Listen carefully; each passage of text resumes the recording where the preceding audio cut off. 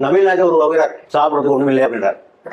நபிகள் நாயகம் மனைவியை கூப்பிட்டு கேட்கறாங்க, ஏதாவது இருக்காமா அப்படின்னு. அந்த அம்மா ஒன்றும் இல்லைன்னு அவர் எளிமையில் தான் வாழ்ந்தார். தோழர்களை கூப்பிட்டு கேட்கிறார், யாராவது இவருக்கு உணவளிப்பீர்களா என்று கேட்கிறார். ஒரு தோழர், நான் அழைத்து கொண்டு போகிறேன், என் வீட்டுக்கு அழைத்து கொண்டு போகிறேன். அங்கே போய் மனைவி இடத்திலே கேட்கிறார், என்னமா கொடுக்கறது ஏதாவது இருக்காமா? குழந்தைகளுக்கு தான் உணவு இருக்கு, வேற ஒன்றும் இல்லை எங்க வீட்டில். அப்படியா? குழந்தைகளை ஏதாவது சமாதானப்படுத்தி தூங்க வைத்து விடு, சாப்பாட்டை கொண்டா. சரி, 2 பேரும் அந்த வந்த ஒரு ஆளுக்கு மட்டும்தான் இருக்கு, நீங்க ஒன்றா உட்காந்தா முடிஞ்சுது, நீங்கள் சேர்ந்து சாப்பிட தெரிய வராது. அந்த சரி அதை கொண்டா. அந்த சாப்பாட்டை வைத்து விட்டு அவரும் ஒன்றாக உட்கார்ந்து கொண்டு விளக்கை அணைத்து விடுகிறார்.